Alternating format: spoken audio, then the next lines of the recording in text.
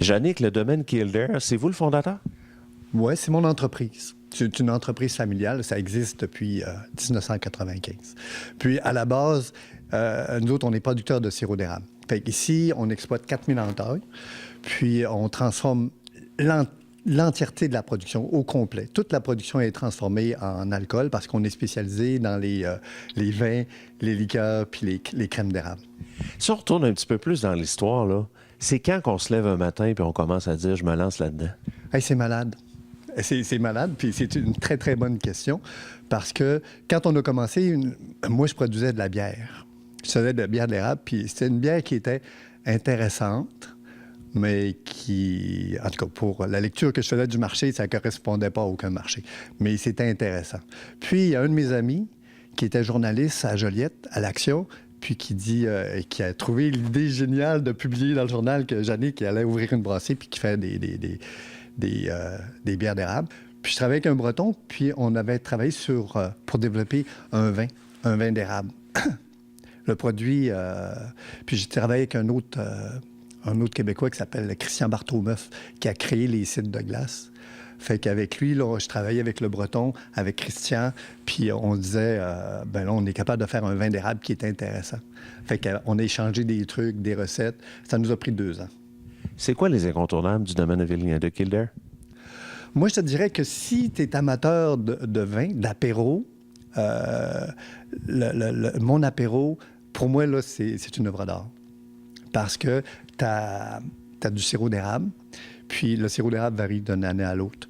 Fait que le goût varie. Fait que d'arriver année après année à avoir un goût d'érable, puis dans la bouche, là, les gens, quand on fait les dégustations, les gens, tu le dis, c'est fait 100% sirop d'érable. C'est facile. À un moment donné, nous autres, on utilise de l'eau du sirop d'érable, des levures. C'est tout. Fait que là, les gens ils disent « Ah, c'est pas trop sucré ». Puis là, la magie puis la beauté de ce produit-là, c'est que dans la bouche, ça ressemble à un pinot.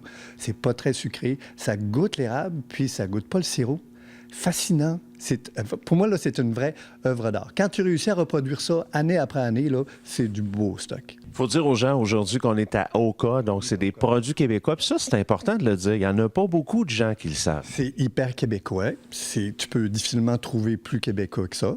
Là-bas, c'est sirop d'érable parce que nous autres, on produit du sirop d'érable. Fait que cherchez pas les raisins, cherchez pas les pommes, le miel. Nous autres, on n'en utilise pas, aucun.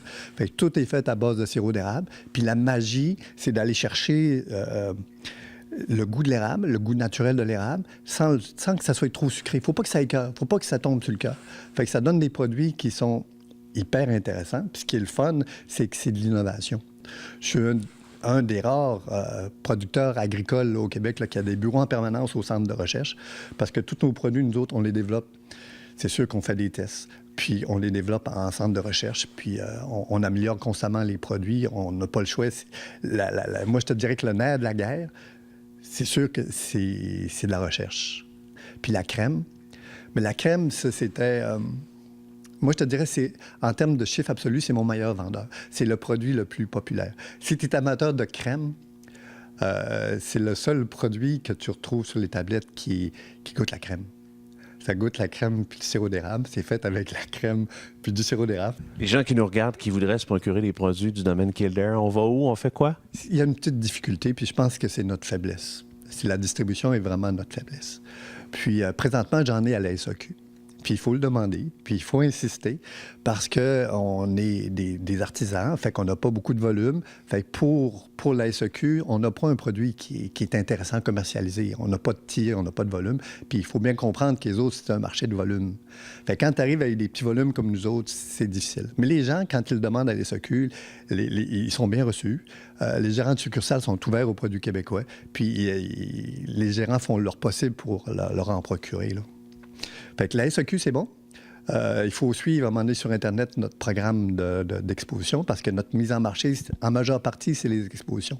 Les foires alimentaires, les expositions, les marchés agricoles. On est à Saint-Hyacinthe, puis c'est la même chose. Les gens viennent, ils s'habituent.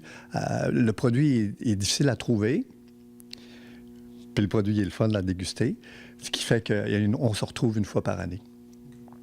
Merci beaucoup. Bienvenue, mais ça m'a fait plaisir.